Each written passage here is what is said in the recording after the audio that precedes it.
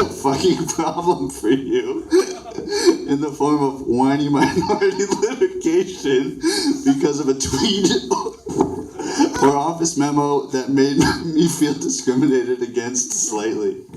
Excellent. You sound like a very qualified candidate. Round of applause for him, please. Yes, I am discriminating against you because you are fat. You are a big balloon. You stink. What are you, big? You eat too much, so now you're big? It's like this. Just eat less and you'll be nicer to look at. But right now you're stinking up my Herman Miller, and that's a big no-no. So get the hell out of my office, you filthy animal. Please, I am a total fucking whore and I will do anything for money. My choices have been so bad in my life. It's such a shit wreck. All I want is a warm meal and a roof over my head. I am trash. I am yours to punish and grind it to dust. Yeah. Oh, poo. Well, here at Corporate White Slave Owner Company, we do need a human punching bag. You'll do it for minimum wage, or maybe I'll just make you an unpaid intern. Stupid college idiot. Let me know when you're ready and I'll start wailing on you with my fists of bone. I see now I was mistaken. The workplace has been feminized. Gossip and passive-aggressive bullying are my world now. Hushed whispers. The smell of a fat woman's chair. Apologies before and after each sentence. I am a corpse. A sexless corpse. Life's bitch. I wish I could have learned dad's work and carried on the family business, but my dad was a pussy. Loser, manager, salesman. Teacher, lawyer, paper pusher. My father was neutered, eunuch, cheek spreader, who kneeled before women his whole life and did not build a dynasty. He was not an artisan or a master craftsman. My dad was nothing. I should get a job doing iPhone screen repair. Or maybe sell peanuts at a baseball game. Let me see if there's any more. Hold on. Oh, that's it. Thank you very much. You're hired. Round of applause for this young man here. There you go. Are we gonna go into that? No.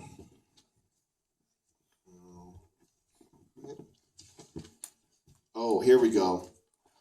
Sex coins. All right, I'm talking to Elon Musk. I'm talking to important people, all right, in the industry. I'm talking to the deans of colleges.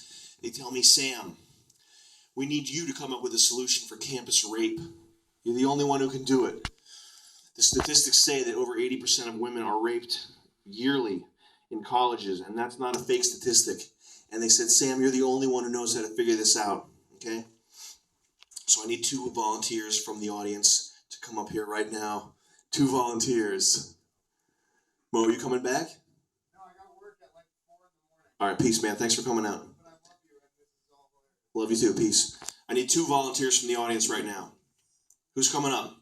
Yeah, that's right. That's right. Come on up. Your friend volunteered you for this. Now you are coming up. Here we go. All right, gentlemen. One of you stand here. One of you stand here. Okay. And I need you to start beatboxing. And you're going to be good at this. Okay, so hit me with a beat here. Everybody do this. Everybody do this now. Go. Keep going, guys. Keep going there. Everybody keep going. Yo, I'm talking rape culture. It's male, heteronormative, patriarchal bullshit, right? It's every war, every fucked up institutionalized racist policy that's being made by old white men. Yo, the history they teach in schools isn't the history of the world. It's the history of boring dead white men, yo. Yo, what about the boogie cannibal people of color tribes from Polynesia? What about their contribution to the arts and sciences, yo? Wick whack. Yo, it's bullshit, man. You feel me? We'll never live in a perfect world where white babies are sterilized at birth, but here's a start. All right, you guys think you go ahead and take a seat there? Now, here's my solution to campus rape. Oh, it's not even on here? Well, I have a picture here. I have a gif of a 90s video game with a huge black dude grabbing a woman's head and shaking it like this, and it's kind of funny. So how are we going to solve this? Okay, they're called sex tokens. Sex tokens. They're durable, divisible, transportable, and non-counterfeitable, like Dogecoin. you know anything about cutting edge technology, all men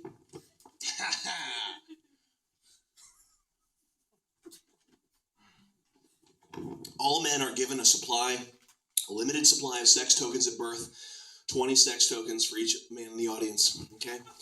And those are yours to spend, okay? And what you do, you take your sex tokens, and what I would do is I would use the sex token to show my consent.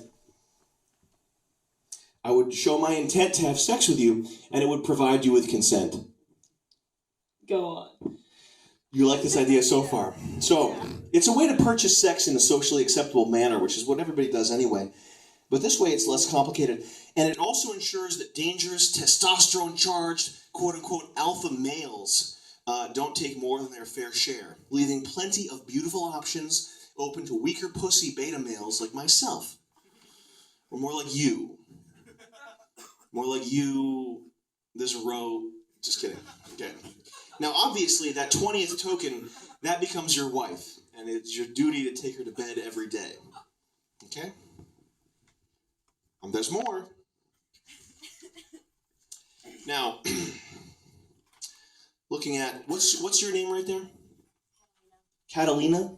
Okay, what your name? Your father look at a lot of pictures of boats or something? What's it, Catalina? What's that? Now, what's your, Jesus fuck.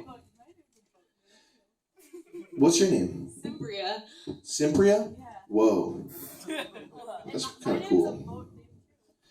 Now, Catalina here, you would be getting lots of tokens, okay? You would be getting so many tokens. You'd have at least 30 or 40 tokens by now. Is that accurate? You probably have like 15 tokens right now. Is that what the number is? What's the number? Is it 15? I would give you 3 or 4 tokens, okay? I'd be tokening it. It would be like playing Time Crisis at the mall arcade. I'd be going, the pedal. You press the pedal and you peek out from cover. You have the gun with the actual feedback. I'd be like that. Okay. Now, Cimbria, you would have less tokens. 2 or 3. Yeah. So you can see how the sex tokens idea works. Now, anyway, that's my idea. Use it or not, I don't care. Okay, it's open source. Go ahead. I'm just kidding, Cimbria. You're gorgeous. You're a sweetheart. You know the baby routine that we did. We shared that connection. We did. We talked about, certain parts of it were a joke, but certain parts of it, weren't so funny, were they? Because I wasn't joking. Okay. Okay, so we got that going there. I do stand up here in Boston, at that place, the Middle East. There used to be a place called Grandma's Basement, and when I did my Jewish Sam Hoidel routine, I had this conversation the next day. I was told that I couldn't come up because I had gone over time by like 2 minutes, but they let everybody else go over like 10 minutes there. So here, this is a conversation. Hey, am I allowed back there yet? Grandma's Basement. This guy's name is Tom Dunlop. Your ability to not listen is impressive. I wrote, what's that mean? I'm pretty sure you said I was banned for 1 week, but I gave some extra time for you to cool off. He says, how thoughtful. Before you went on stage, I told you that if you went over time again, you couldn't go on the next time I see you. So next time we're both there at the same time, you can't perform. You don't have to stick around. You can just say hi or whatever. You could even be clever and only come when I'm not there. Stand up against whatever status quo you seem to think we all are. Ideally, you'd come and empathetically apologize for disrespecting your fellow comedians by going over your time to the point where the lights and sound system had to be shut off on several occasions. But all you do is be seen by me is at a mic night, not be super antagonistic and not perform. Now I've been very careful to not fuck with people or be disdainful, even when they're totally bombing, even when they're making jokes about fucking rape and jacking off. They're fucking, the comedy do such faggot shit, and I'm always polite, I'm always clapping, it's ridiculous. And my payback for that is getting hit in the head with a microphone. I don't know if anyone saw that, but that, so I wrote, okay, little baby man Tom Dunlop, classic big fish in a small pond syndrome. You have 90 Facebook likes, but yeah, I guess you are the big swinging dick at Hong Kong Castle inside the Howard Johnson. For a brief moment, I had this fantasy of contacting all 2 of your ex-girlfriends and doing some research and whipping up a nice 10-minute long set about what a weak half-man you are, but that would be entirely too much attention spent on a throwaway non-entity like you. You could do your little improv troupe every night from now until the end of time and you'd never be funny. What's your whole sense of humor based on? How awkward and gangly you are and how much you jack off? Christ, man, get some self-respect. Anyway, Tom, you've successfully pushed my buttons, so next time I come up there, instead of things being cool and relaxed, they're going to be fucking uncomfortable for you. And then the next time I was up there, I did my 10-minute long Jerry Sandusky routine.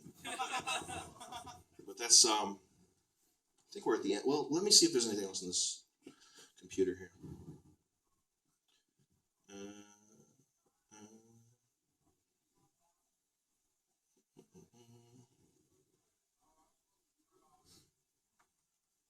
I have one where I took a picture of my cock with a cock ring on, and it's a close-up, and I tell people it's my armpit. I had an armpit infection, and I ask you how to fix that, but I don't know if I would need to fire the projector up for that one.